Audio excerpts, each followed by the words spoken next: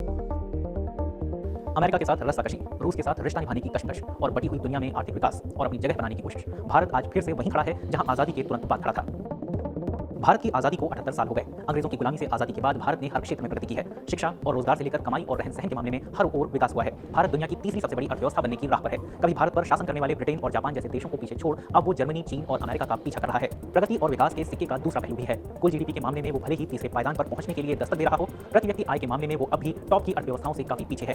भारत के लोगों की औसत आय करीब $2,300 सालाना है, तो अमेरिका के लोगों की $74,000 करीब 32 गुना ज्यादा, जर्मनी के लोगों की $56,000 यानी 24 गुना ज्यादा और प्रतिद्वंदी चीन की $14,400 यानी करीब 6 गुना ज्यादा। अर्थव्यवस्था किस रास्ते पर है इसका पता लोगों के जीवन में हो रहे बदलावों से चलता है। उनके घर कैसे हैं, उनके पास गाड़ी है या नहीं, हेल्थ इंश्योरेंस है या नहीं, बच्चे कैसे स्कूल में जा रहे हैं, कुल मिलाकर एक अच्छी जिंदगी जीने के साधन अर्थव्यवस्था दे पा रही है या नहीं। इसे जानने के लिए लोगों के खर्च को देख सकते हैं। खर्च की आंकड़ों की तुलना करें तो एक औसत भारतीय हर महीने सिर्फ $84 खर्च करता है, जबकि चीन के लोग $308, जर्मनी के $2,200 और अमेरिका के $4,700। तो ये आंकड़ा साफ करता है कि अंतर्राष्ट्रीय हलकों में अमेरिका का महत्व क्यों है। खपत के मामले में एक औसत अमेरिकी हर महीने भारतीयों से 56 गुना ज्यादा खर्च करता है। फिर उसके बाजार का महत्व होगा ही, फिर वो इतराएगा ही। टैरिफ की धौंस देने की ताकत यहीं से आती है।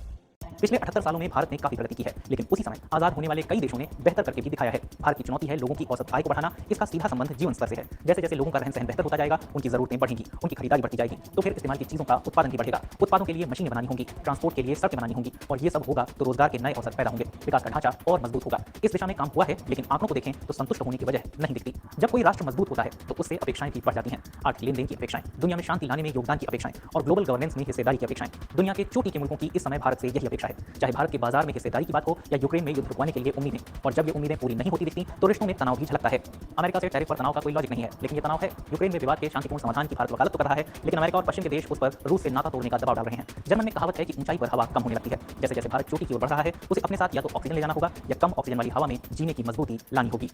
और यही भारत की इस समय चुनौती है। अमेरिकी हितों पर जोर देने वाले डोनाल्ड ट्रंप के राष्ट्रपति बनने के बाद अमेरिका भारत को मजबूत बनने की रियायत देने को तैयार नहीं है। आखिर कौन अपने भावी प्रतिद्वंदी को मजबूत बनाता है? भारत को ये काम खुद करना होगा। तेज आर्थिक सुधार करने होंगे, ऐसी शिक्षा पर और ज्यादा निवेश करना होगा जो रोजगार दे, स्टार्टअप खोलने की हिम्मत दे, प्रोडक्ट को और बेहतर बनाने के लिए नई खोज करने की प्रेरणा दे। भारत का विकास अब सस्ते श्रम की बैसाखी के सहारे आगे नहीं बढ़ सकता। 6% की विकास दर भले ही इस समय की धीमे विकास वाली दुनिया में बहुत लगे, पर कैपिटा जीडीपी को टॉप अर्थव्यवस्थाओं के करीब लाने के लिए काफी नहीं है। अब भारत विकास के लिए, लोगों को नौकरी देने के लिए, गरीबों की हालत सुधारने के लिए सिर्फ बाहरी दुनिया पर निर्भर नहीं रह सकता। आने वाले साल भारत के लिए अहम है।